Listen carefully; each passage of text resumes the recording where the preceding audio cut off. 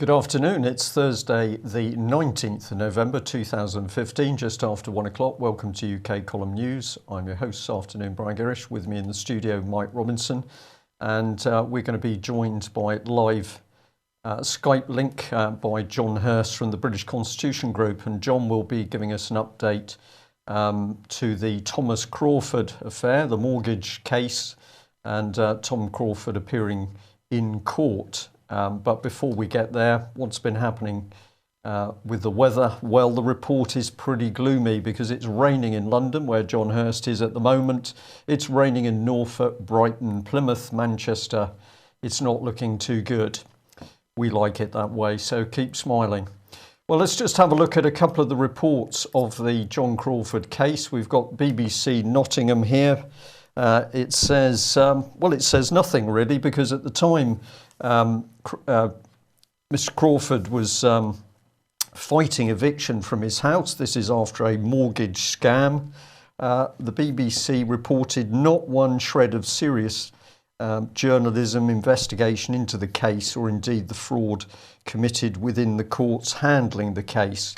The Daily Mail went in a different direction. It just talked about the people, but it said it was heartwarming to see 200 strangers joining forces to stop a cancer sufferer 63 being evicted by bank after he lost battle over the mortgage payments. But what didn't the Daily Mail do? Well, they didn't do one shred of serious investigation to actually report on the mortgage fraud itself. So, John, what can you tell us? What did that lead on to with Mr. Crawford? Well, Tom was acquitted of assault on police yesterday. There was a large police operation known as Operation Hooper, apparently 200 altogether, including the bailiffs, about 70 bailiffs or whatever they're called these days, enforcement agents. And at the end of the day, Tom was arrested because a PC feared a breach of the peace. Now, Tom has spent the day walking around haranguing everybody, telling them all about what you've just said, mortgage fraud, and I've been cheated, and the court didn't get it right, and so on. The PC, the sergeant that arrested him, despite having met him up to 10 times or being near him up to 10 times during the day, didn't know any of that. They couldn't remember what he said, and all they feared was a breach of the peace because he was talking loudly into his mobile phone. Basically 10 of them rushed him, and one claims his leg was kicked. Fortunately, there were multiple videos of what went on, and the magistrate viewed them. And the most important bits were two. For those that have seen the videos, there's the one where an official in the obligatory yellow waistcoat with HMCTS, HM Court Service, approaches Tom. There's a police inspector standing next to him, and Tom says to him, "Are you the bailiff? What's your name? And have you got the warrant?" And basically, the bailiff turns and walks away.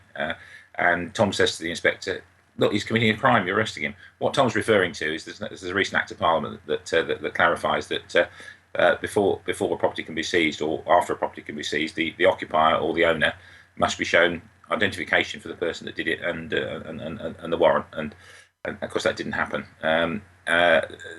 It's heads we win, tails we lose, really, because Tom was arguing self-defence. And as you know, there are three things you can defend: life, liberty, and property. So Tom's defending property, and there's a little-known common law concept called recapture, which is spelt the way it sounds, and it confirms that the individual can recover his property without going to court first. Now, that's stating the obvious, you might think, but a lot of common law is common sense, isn't it? So when Tom's seeking to recover his property, that's what he's doing, and the rooftop 7, it's gone up from 6 to 7. We're doing a similar thing on Tom's behalf. They were trying to recapture the property. The limitation on recapture is providing there's no breach of the peace. But it's a little known common law power. I know about it because 30 years ago I was some Irish travellers that landed on a piece of private land, an industrial estate car park, and they were evicted by some security officers, and the police were called because the travellers were upset. And one of the travellers, I think it's probably the first time I ever saw Houseborough's Laws of England. One of the travellers had an extract from it. Our Houseborough's Laws of England. Have you read this? Oh, common law recapture. And he gave me a copy, and the rest is history. Right. So Tom was charged with assault. How did events go in the court itself? Well, the case management scheme was very poor. The CPS on at least two occasions sent correspondence in Tom's name, but with other people's particulars on the attached forms. which is a breach of the data protection as it happens, and we're coming back to them on that. There was no identified case progression officer on their side, and the judge basically let them get away with it. The Crown prosecution lawyer who presented the case quoted a judgment called Abbott against Lavin, 1981, and misquoted it. And I happen to know that one. And Abbott against Lavin says it's the right of the individual to arrest the person who's breaching the peace. That's what he said, but the full quote is it's the right and duty to arrest the person breaching the peace. So Tom was arrested for breach of the peace by the policemen exercising their common law powers, acknowledged by Abbott against Lavin. And of course, Tom was doing the same thing in reverse. He was protecting his property at common law. The judge went down the route of the policeman used excessive force. That's what he put in his judgment. The policeman used excessive force, and therefore the arrest wasn't justified. But he'd had the opportunity to read at length a sort of 20-page defence which Tom had put forward, which explained everything you just mentioned about the fact that the Building Society committed fraud when they took the case to county court. It talks about the statute of fraud 1677, which means if you haven't got a signed document, you can't start a repossession case, and so on. In the end, the PCs are unconvincing witness because they couldn't remember what they were briefed. They couldn't remember what had happened during the day.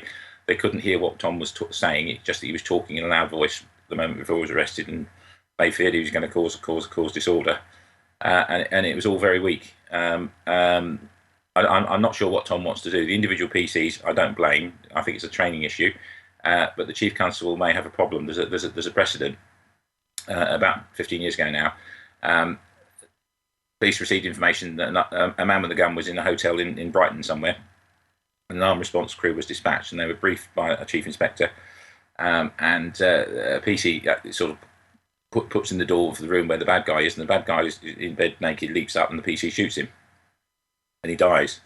Now the PC was justified because he had an honestly held belief, but the problem was he hadn't been properly briefed. There'd been an error in the information that had been given to him, and subsequently the Chief Constable had to resign. So I can't speak for Tom, but that will be an issue, and it'll teach police forces that they've got to brief people properly. If they don't, then they're personally liable. And I think that's probably the lesson to learn from this one. The judge in his judgment stiffly didn't mention it. Said I'm not relying on all this material about the mortgage, but that will come up in the Rooftop 7 trial, which is in January. Can't say too much about that because it's sub judice. But overall, it was a restore my faith in British justice, shall we say? And the judge did the right thing. Right, thanks very much for that, John. Isn't it interesting that you cite that case, terrible case, a man is shot dead by police because they've been briefed incorrectly. And what are we witnessing at the moment? We're witnessing Sir Bernard Hogan Howe in particular saying, I need more and more and more armed police in order to counter terrorism. Well, we don't seem to be able to deal with terrorism, but when an ordinary Englishman is being unlawfully turned out of his house as a result of fraud, then the police can turn up in force and ultimately accuse him of being the one threatening a breach of the peace. So if you got the right result from that, that's good. But it seems to me we need to keep a very close eye on Britain's police forces as the number of weapons go up. And of course, as we see private security firms coming in. And I think Mike's going to be talking about that a little bit later. Okay, well, the issue of arming police is covered by the Bill of Rights. As you probably know, the reason the police aren't routinely armed with firearms is that when the Metropolitan Police Act 1829 is being debated in Parliament, in 1829 or thereabouts, the Bill of Rights was cited, and there's a prohibition on the Crown may have a standing arm in peacetime with consent of Parliament. And Parliament didn't give consent for an armed police force in 1829. And as far as I know, they haven't now, so it's unconstitutional. Our Scottish friends are suffering from the same syndrome, aren't they? There's an armed police force being invented. Having said that, I'm for the Israeli system, which is arm the public, and that seems to work throughout history. So that's the route I go down.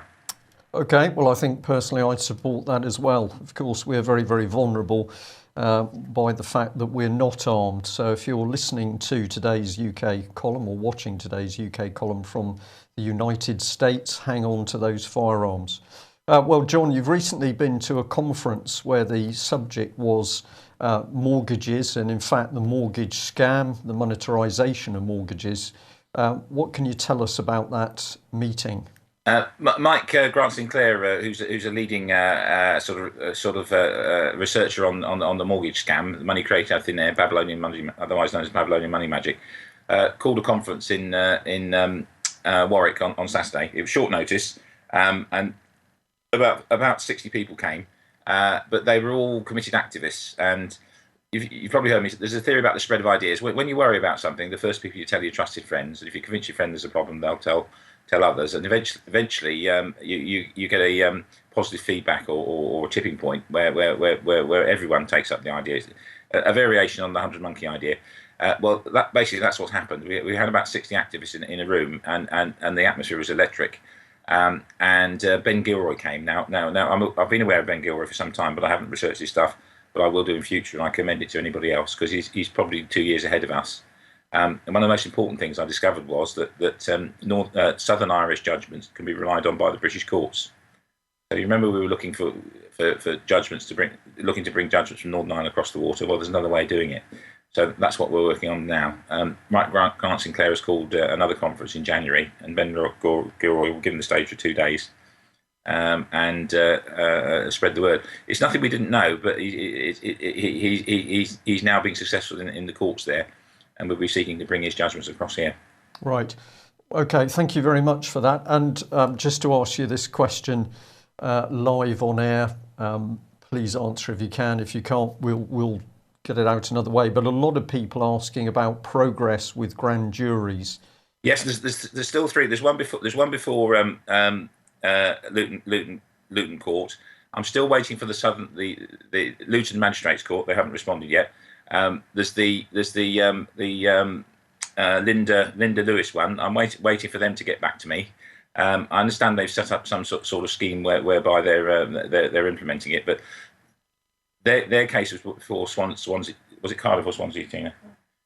Cardiff Magistrates Court, and they withdrew their cooperation with that one, and I'm waiting for them to bring their cooperation back. And the third one is I've got a firearms one. We're preparing a case to go in front of the High Court.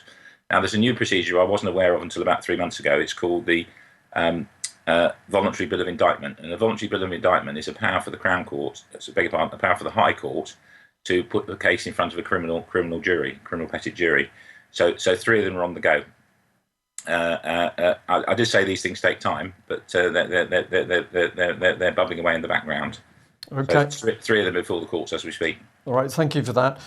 We will do our best to get a written update out on this, because I think this is what people are after, is to be able to read with some reassurance that there is still progress on this.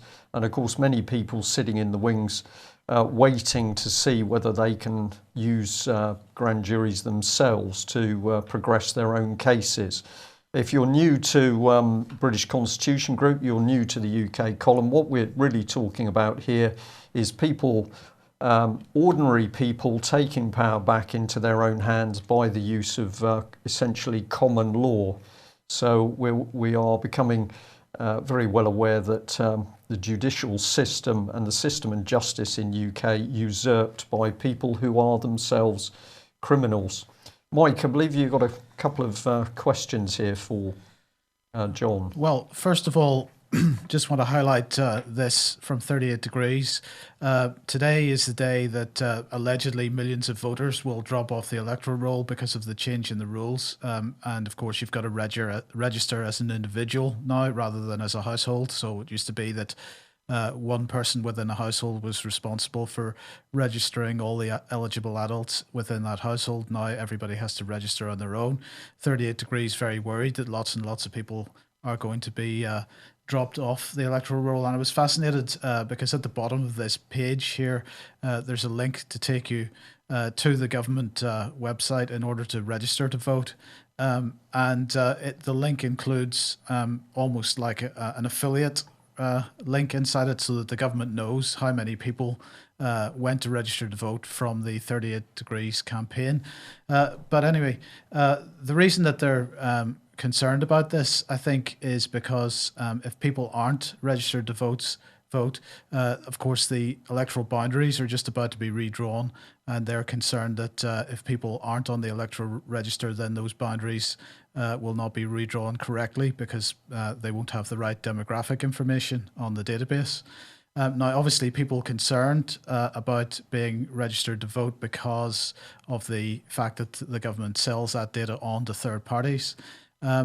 But on the other hand, John, I think I'm correct in saying that if you're not on the electoral roll, you can't take part in a jury. Is that correct? No. There was a property qualification, but the only property qualification is for trials for treason because it's actually mentioned in the Bill of Rights. Jury members in trials for treason shall be freeholders. So the proof that you were a freeholder was originally that you were on the electoral roll because the two went together. But now anybody can vote, and the extension of the franchise and that sort of thing. I wasn't aware of that, Mike, but there is concern about the security of the or the accuracy of the electoral roll, isn't it? It sounds like a step forward not to have one householder voting, generating loads of votes for people and no check and balance being in place. That might be the reason they've done it. So what is your attitude to the electoral roll in general? Well. Our ancestors fought the right to the vote, didn't they?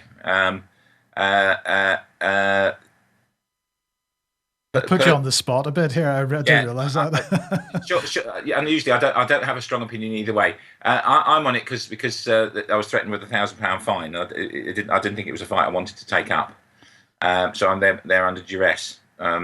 It does mean it's a tool used to justify council tax and that sort of thing for those that are interested in council tax. I haven't got a strong opinion either way because really the UK is not a democracy. The UK should be a constitutional monarchy where the monarch is bound by the constitution. A democracy is two wolves and a sheep voting for what's for dinner, isn't it? Yeah, indeed. And yesterday you sent me a link to this new website, and I just wanted to give you the opportunity to mention that. For those that are interested in commercial liens, there's an issue with notaries. In the initial flurry of interest about 3 years ago in Freeman circles about commercial liens, it's perfectly good law. However, I had personal experience with Malcolm Massey. We went to see a notary, and he charged Malcolm £85 for notarising a document, but then refused to access the post box. The concept is that the notary becomes a post box, and he can say, well, nobody's got back to me at this post box, therefore they've accepted it. And the reason apparently was, Tina and I also went to one in Knighton, exactly the same thing. They're obviously working for the same hymn sheet. They were told not to touch any Freeman type cases.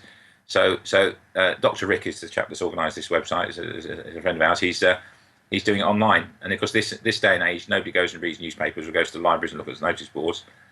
He's created a website which serves the purpose of publicising liens.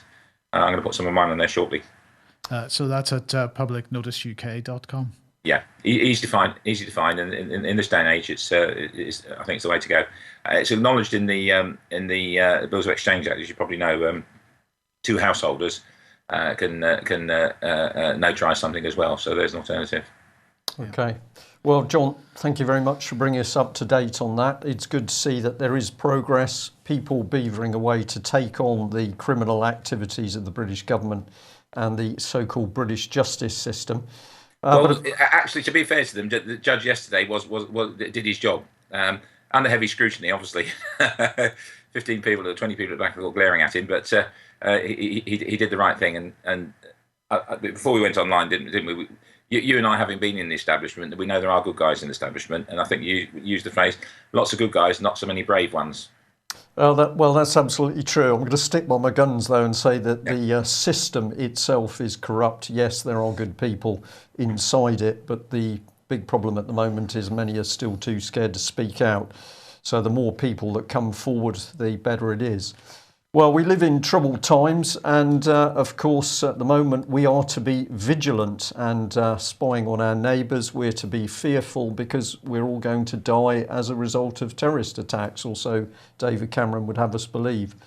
It's It's getting worse, Mike, apparently. Yes, this is an interesting development because the French Prime Minister is now warning of chemical and biological attack. And he's saying that there's a danger of attack in France using biological weapons. We must not rule anything out, he said. There's also the risk from chemical and biological weapons. And so he went on, more than ever, it's time for Europe to adopt the text to guarantee the traceability of movements, including within the Union. It is a condition of our collective security. But what fascinates me is in all the rhetoric that we've heard in the last 3 or 4 years over Syria, it's all been Assad's chemical weapons. Assad has chemical weapons. And never has it been acknowledged that there have been chemical weapons on the other side of the argument. So the rhetoric up until now has been if there was a chemical weapon attack anywhere, it must have been Assad because he's the only one with chemical weapons. But yet we seem to be having an acknowledgement here from the French authorities that ISIS has chemical weapons. So I think this is quite a shift in the position. And you do have to wonder whether they're just making this up as they go along. Well, I'm going to step straight in, Mike, and say that's my opinion. And I do hope that a blue hard hat isn't a solution to chemical weapons, as per the picture you've just had up. But as this Paris story unfolds, things get more and more bizarre. So if the risk is now of biological and chemical weapons, let's have a look at the BBC solution, because here is the definitive BBC statement. It's by a lady called Camilla Ruz, and it's what you should do in an attack. Now, brace yourselves, because that, of course, is the first piece of advice. Here we go. If you're a weak disposition, look away. Be prepared, because if you hear fireworks, for example, those could be gunshots. I'm paraphrasing because the article is too dreadful. You must read it. React quickly. Don't be confused. Make yourself a smaller target. Take cover. Fighting back, well, it works in some situations, but it doesn't in others. After the escape, continue to remain vigilant. And here we go. Help each other. Cooperate with others. Well, this article really takes some reading. It's confusing. It's poorly researched. I personally think it's extremely dangerous because there's no priority given to people as to what they should do. So the article itself is confusing. Well, what sort of expert would the BBC use to produce this sort of advice on what to do in a terrorist threat?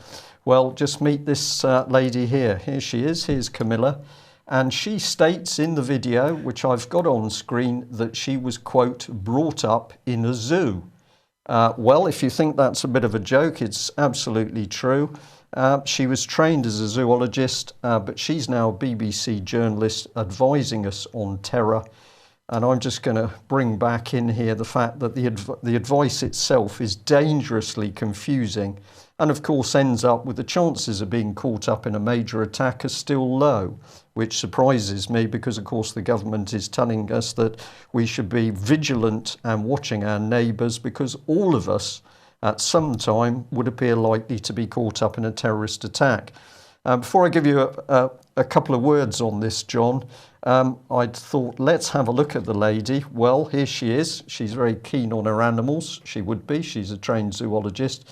But remarkable that on her Twitter page, here's her tweet about her own article, what you should do in a major terrorist attack. And by coincidence, 2 hours later, Mark Easton from the BBC has said, oh, well, the government has put out its own advice. Is there a safe route? Run, if not hide.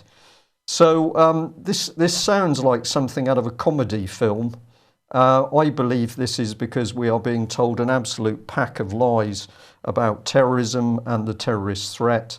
And so the advice as to how to deal with this pack of lies is going to be confusing. John, any comments? Well, I've got two comments. I used to be a crime prevention officer, cut long story short, and there were debates in official circles about this. There's an American and British approach. The American approach is a famous colonel from the United States Marine Corps in World War II, and then became a pistol expert in later years. And in America, you watch your front sight and press don't snatch the trigger, and then shoot the blighter. The British approach, there's lots to be said for the play dead, and I'm surprised as a zoologist she doesn't know this. So research has shown that when predatory animals such as lions are putting down antelopes, if the antelope plays dead, quite often the lions break off their attack because they're stimulated by movement to activate them to exercise their natural instincts. So I think play dead is probably the best ploy for the untrained and the unarmed on the mainland. And in fact, a lot of the survivors actually give that account, don't they? I was shot, or I was lying on a dead person, I didn't move. So a crowd of people being gunned down. I'm afraid play dead is the only best advice I can give. Right, thanks for that, John. I did paraphrase some of it. If you read the article yourself, you'll see why I've pulled out this article and brought it forward. But actually, the playing dead is mentioned in there because, of course, it has been used in a number of situations, not moving. But I'm going to reiterate the fact that when you read through this article, particularly people who've got no training whatsoever in dealing with those sorts of situations, it's confusing. And I'll come back to the basics. Is this lady really qualified to be the BBC's lead on what to do in a terrorist attack? She might have been better talking about climate change and those naughty beavers and ground squirrels in the tundra. But Mike, King Cameron is speaking out on the United Nations. Well, of course, he wants to organise a new British action in Syria. But it was this quote I wanted to pull out because it is pretty staggering. It's always preferable in these circumstances to have the full backing of the United Nations Security Council. But I have to say what matters most of all is that any action we would take would be legal. So I just decided we'd put up what he was actually thinking because, of course, it worked for Tony. It's bound to work for him. It's okay, David, don't worry. We'll make sure that when Tony goes to The Hague, you're not far behind him. That's all I want to say on that. There's no more to be said. Well, this is a particularly interesting one, Mike, so we're going to link in with some other United Nations stuff in a moment. But King, if you're the king, of course, King Cameron, you're going to need a plane, is that right? You do need a plane. So indeed, David Cameron and senior ministers are to be given the use of a dedicated plane for long distance trips instead of taking chartered flights, apparently. Well, there you go. It's going to be £10 million is what it's going to cost, £775,000 a year. It's not quite Air Force One. It's basically they're taking one of the converted Airbuses that the RAF has bought recently, and they're going to reconvert it to put seats back in it, and he's going to run around in it. Well, apparently a government source said this is about saving taxpayers' money. There'll be upfront costs, but using a refitted RAF Voyager instead of chartering private aircraft for each long distance trip will save the taxpayers around £775,000 a year. So that's brilliant, isn't it? Apparently the wallpaper's very nice, I hear from quasi-military sources. So well done, David. He can now, he's trying to mimic the President of the United States, I think, isn't he, is what's going on. Yeah, well, the question is, how's he paying for it? And maybe the next one gives a clue. Because this is BuzzFeed who've been looking at some Tory party funding. And it seems that they have had a fresh batch of donations of £217,500 from Leica Mobile. And BuzzFeed had been exposing this company for what they were describing as deeply suspicious business practices. So they've had this £200,000 donation from them, and that was £117,500 in the last quarter, and a £100,000 personal gift from the £100,000 of it rather was a personal gift from the chief executive. Now, that means that the Tory party has received more than £1.5 million from this company since David Cameron came to power. Now, why is this a concern? Well, because these guys have been caught basically running around London in three or four vans, unmarked vans, with bags of cash, which they then deposit in various post offices around London. there's now been an internal inquiry launched by their bank, which is Santander. Santander, of course, knows a lot about money laundering, so they would be expert in actually working out whether this is money laundering or not. I suspect I know what the outcome of that's going to be, but nonetheless, this company, according to BuzzFeed, pretty dodgy practices, but they seem to be laundering some of their money, at least through the Conservative Party. Well, that would certainly be an appropriate place for that money to go. We'll mention a little bit more about money coming into the Conservative Party. But of course, if David Cameron's got Air Force One, then what he needs is the Air Force to do the rest of it. And he's in Parliament saying that I will push ahead with Syrian airstrikes, and he's going to back the strikes even if the public oppose, because he will always do the right thing to make the countryside safe. This is unbelievably frightening language. We should just forget any opinion held individually or as members of the public. We should just trust David Cameron, because although his party may accept a little bit of dodgy money, he's going to do the right thing to make the country safe. And so he made these comments after Angus Robertson, the SNP leader in Westminster, cited a poll that suggested just 15% of the public thought the UK should carry out immediate airstrikes on Syria in retaliation for the Paris atrocity. And Cameron said if they had vetoed or threatened with a veto over and over again, my job, frankly, as Prime Minister is not to read a Survation opinion poll, but to do the right thing to keep our company safe. I'm very interested to see that the Chancellor seems to think that further raids on Syria, death, destruction, that was amusing. He's woken up smiling and giggling here, Mike, but of course when we were looking at him the other day, he looked decidedly bombed out, as if he's been drinking a glass of Coke through a straw. Indeed, it wasn't the worst example of it, but he didn't quite look like he was all there, did he? Not at all. Well, Cameron's in bunker mentality. Let's have a look at what that sort of mentality can do in the world. We got a heads up this morning that there was a very big movement of Syrian refugees, which we were told were going to come in through Brize Norton, and this was being done secretly. We tried to phone RF Brize Norton to ask them what was going on. We did get through to a central central telephone operator, but that was in the Ministry of Defence. They wouldn't basically tell us anything, but referred us to the Home Office. So MOD refuses to answer any questions. We did get through to the Home Office, and the Home Office was happy to refer us to their VPR scheme. We'll have a look at that in a minute. They said the total numbers of Syrian refugees that would come into the country was 20,000. Glasgow Airport had been used as a destination, but they refused to say if Brize Norton or indeed any other locations in England and Wales were going to be used. When I suggested that they were deliberately withholding information, they said they weren't, but they weren't going to tell us any more. So what were they talking about? Well, here's the document, and we've now got a new name, of course. We're not talking about refugees, we're talking about vulnerable persons, Syrian vulnerable person resettlement. This is the guidance, which if you're interested, I suggest you have a look. And when you get into that guidance, you find that the government is working with the UN.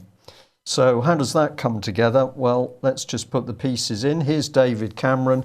Rattling the drums, of course, for more war, airstrikes on Syria, more death, more immigrants. He's being fully supported by Theresa May and the Home Office, with the additional objective of keep the movements of the refugees secret from the British public. Just give a hint with this little document. So dropping the bombs produces the immigration, and of course the aim is to open the UK doors to those poor refugees. And I've used the word poor. That is meant. We realise that these people are being used as political tools by the British government. But here's the spin, because the Home Office is linked into the UNHCR organisation, which is helping refugees across the world. But when I spoke to that organisation this morning, they said they couldn't possibly be criticising David Cameron for wanting to drop more bombs. They weren't allowed to comment, but of course the UN as a whole was trying to stop the bloodshed in Syria. I thought this was a bit hypocritical, but this is how the system works. We then discovered that UNHCR is in partnership with Goldman Sachs.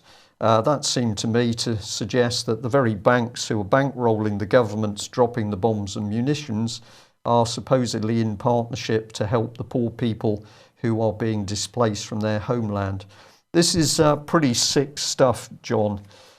You've only just got to scrape the surface now to see that something is badly wrong in the way that Parliament, I'm going to say, is not conducting itself, because of course there's been no proper debate on Syria. Strictly speaking, it's the royal prerogative to declare war, isn't it, and deploy the armed forces. So I think there was an attempt to create an Act of Parliament which said that they should be consulted. Parliament should be consulted before war was declared. So that's one thing. Letting potentially dangerous individuals into the country is treason is the only word for it, isn't it? Absolute treason, and of course it's cynical and calculated use of the people who are suffering as immigrants. Let's have a look at this slide from UNESCO, which of course is the United Nations Education, Science and Cultural Organisation. This is quite old, it's Julian Huxley, but he said there are thus two tasks for the mass media division of UNESCO, the one general, the other special. The special one is to enlist the press and the radio and the cinema to the fullest extent in the service of formal and adult education of science and learning, art and culture. The general one is to see that these agencies are used to contribute to mutual comprehension between different nations and cultures, and also to promote the growth of a common outlook shared by all nations and cultures. The task is to help the emergence of a single world culture with its own philosophy and background of ideas and its own broad purpose. Well, interesting to see that here's President François Hollande at UNESCO helping the agenda post the Paris attacks. So it must just be a coincidence that we have the Paris bombs going off. And where does the French president go? Well, he hops straight back into UNESCO, presumably to use those attacks to help advance the UN agenda. Well, if you're not convinced by that, have a look at this gentleman. Here we are, the head of the Global Forum on Migration and Development, Peter Dennis William Sutherland, KCMG. And he said in 2012, the EU should be doing its best to encourage mass migration to undermine the homogeneity of European countries.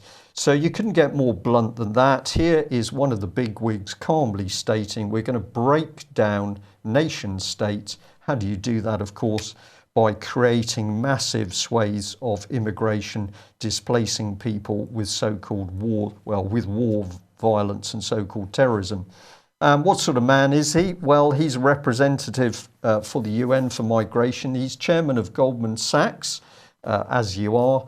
He's vice chairman of the European Round Table of Industrialists. He's steering committee member of the Bilderberg Group. He's chairman of the London School of Economics, Council on Foreign Relations, and chairman of the Trilateral Commission. So there's the policy. We now know what the violence is for. It's to create the migration to break down the nation states. And let's bring in David Cameron. We've shown this picture many times before, but it is so cynical. What a media feast this is. We say hypocrite at work. King David, funded by ex-international arms dealers and billionaires. But what he's saying is, send us your Syrian children. So remember that he was personally helped into becoming leader of the Tory party by Paolo Zabludowicz, who donated money. That's a former arms dealer, Israeli Finnish. And that gentleman's wife, of course, is the lady who ran the art exhibition, proudly showing Jesus Christ with an erection. So for the blue rinse Tories out there, if you still believe David Cameron is a Christian, I think not. But in any case, by their fruits you shall know them. So what is the fruits of David Cameron?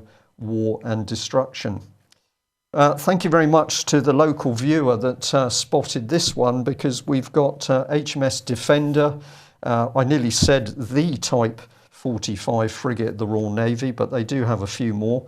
But this one has gone off basically to be servant to the French Navy. So Defender has gone off to the Mediterranean to act as air defence ship for the French aircraft carrier Charles de Gaulle. Of course, Charles de Gaulle is an aircraft carrier just about managing to go to sea, constant defects, really obsolete. Well, that's what I was going to ask. Is it there as a defence ship, or is it there as a life raft? Well, it's there as a floating airfield, basically, Mike. It's capable of floating. It's got a flat top so that they can land jets and jets can take off. But my goodness, this is no comparison to an American aircraft carrier. And remember that we're in this pitiful state because it's been David Cameron that has decimated the Royal Navy, removed our carriers, and although we've got new aircraft carriers building, we don't have any aircraft from them because the Lockheed F-35 proving to be woefully inadequate. But here's Michael Fallon. He's been bigging up and saying that we've got to get in and support the French, and we've got to attack those brutal jihadists who the British government is funding. But of course, remember, the British government is only funding the good terrorists. David Cameron's not funding the bad terrorists. But in any case, we're going to support the French. And this is using Article 42.7 of the EU treaty, which effectively says that basically countries within the European Union should support each other if there's armed aggression on its territory. I'll just read that. The solidarity clause that states that if a member of the European Union is the victim of armed aggression on its territory, other states have an obligation of aid and assistance by all the means in their power. Now, people have interpreted this and said, well, this doesn't actually mean military power, but Mr. Fallon, of course, is desperate to get the munitions into Syria, and he's fully backing David Cameron for airstrikes. John? Credit to you, Brian, because 5 years ago you were talking about hidden treaties with France, military treaties, weren't you? And of course, I think they're about to be activated. There's no need for governments to get involved in this. If there's a treaty, the politicians say treaty takes authority over national law. It's similar to the First World War, isn't it? Then entangling treaties, entangling railway timetables, and then a world war. It's not good. It really is frightening stuff, but what I think is encouraging is that it's becoming so obvious what is being put together. As I've said several times over the last few days, we know now that senior British military officers are stunned and outraged at what is actually happening around them. I've accused some of them of being cowards. I stand by that, but we do see signs finally of some of these men and women starting to think about the fact that David Cameron is simply running the country as if it was his private toy. Where does mass surveillance stand in this, Mike? Well, this is an interesting article from the New York Times because they're absolutely coming out against mass surveillance, and they're particularly targeting John Brennan, who's head of the CIA, that was giving everybody such a hard time for complaining about mass surveillance over the last few days. Brennan basically saying, you know, we've no right to complain about people being blown up or shot in Paris because we took away the intelligence services power to defend us from such atrocities, apparently. But the New York Times here saying mass surveillance isn't the answer to fighting terrorism. It's a wretched yet predictable ritual.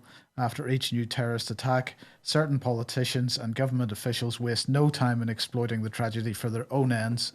The remarks on Monday by John Brennan, the director of the CIA, took it to a new and disgraceful low.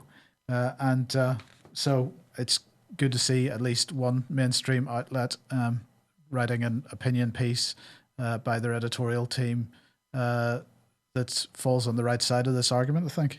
Showing some common sense. Well, if the common sense is coming through there, just have a look at this. This is Western Morning News, not only flagging up support from the French with a strange ban the bomb symbol over the French flag, not sure what that's about. Of course, it's the Eiffel Tower, but there's some strange symbology there. 4-ton drones to be tested over Cornwall.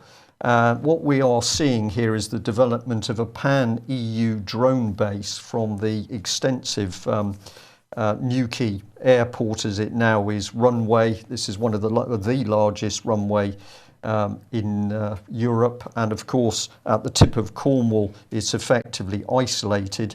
So here's the article, but don't worry, these are all nice drones. Now if you go to view the Western Morning News's gallery, this is actually the picture that comes up, and the moment I saw it I thought to myself, what is really going on here? We've got German drones. It looks like a V1. It looks like a V1 flying bomb. We've got a German drone, which we are proudly saying is going to be flying out of Cornwall Air Base.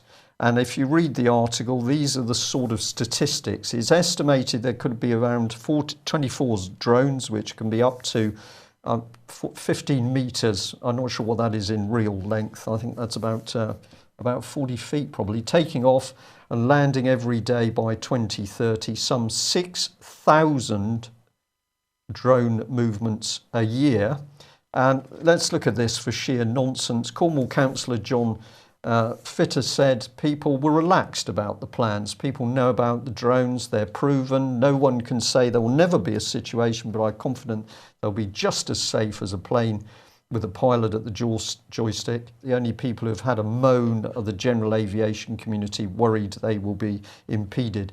So here is this councillor totally oblivious to the fact that he has got a local air facility now being used to test and operate European drones, an invasion of military from Europe.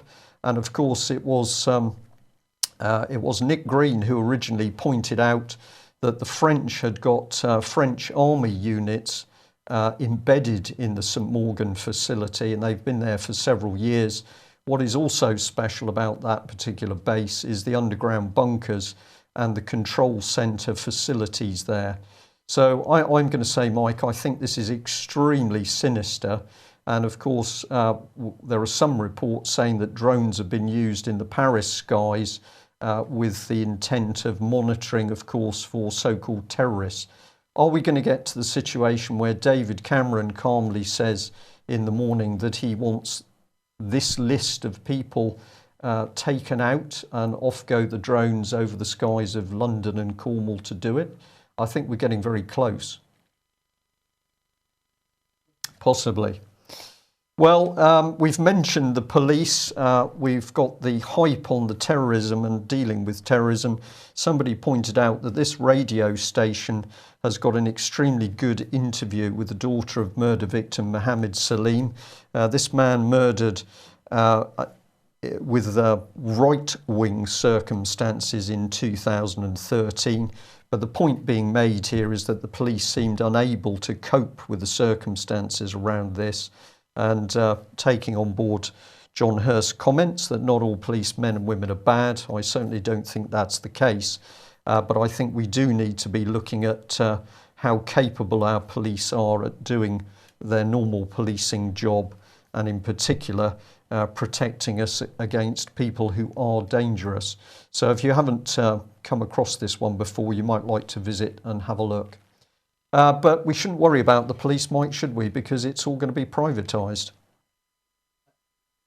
Yes, indeed. And I have to say, this I'm not really going to focus on the content of the article itself, because of course G4S is in for whatever reason G4S is still in the frame for getting government contracts, despite the fact that they have demonstrated their corruption in the past with regard to tags. And the fact they were claiming money for managing tags for people who had, in the meantime, passed away. G4S claiming that those people were still alive and being tracked with tags. But nonetheless, this, I have to say, looks to me like a police story. And I would like to ask the BBC, or like as many people as possible, to ask the BBC, were they paid for this article? Because it is simply an advertisement for G4S. And I think independently you came to the same conclusion, Brian, but it read like an advertisement. G4S could have written this. It was probably their PR team, in fact. Well, I found it outrageous. You'd picked it up as well, so you've led on it. But of course, in this BBC advert, there is a so-called BBC analysis calmly saying, well, we need G4S because indeed they can save the police money, and it's only the old codgers at the top of the police who don't want this necessary change. Outrageous advert come propaganda from the BBC, and its objective is clearly to help the privatisation of police. Just a quick answer, John, if you will, because we're getting a bit tight for time. There's no substitute for local knowledge and human knowledge in dealing with emergency calls, because people aren't at their best. They can't remember their phone number, they can't remember their postcode, they're under stress, that sort of thing. And I don't think technology can substitute. And I think you always need a certain police presence in the control room, because policemen are students of human nature, and they'll have the local knowledge from having been out on the streets before they're in the control room. Completely privatising it is not a good thing. It probably won't work, and they'll have to reverse it in a few years' time. I'm told that senior officers get promotion by coming up with a scheme, get their promotion, and then retire on pension, and the next generation sort it out. It seems like that's what's happening here. Okay. Well, we will be ending on some good news. Before we get to that one, we've got a Chatham House event and TTIP. Occasionally you come across a tweet which is just so crass that it needs to be highlighted. So I'm not going to make any comment other than just to ask people to read this. It says, on #TTIP, the Prime Minister will not be agreeing to anything not in the interests of the British people. And that's from Chatham House. So you do have to wonder whether anything that ever comes out of the Royal Institute of International Affairs is whether they can really expect to be considered to have any credibility, because if this tweet is representative, they don't. Okay, but the good news is China seems to have got the right idea.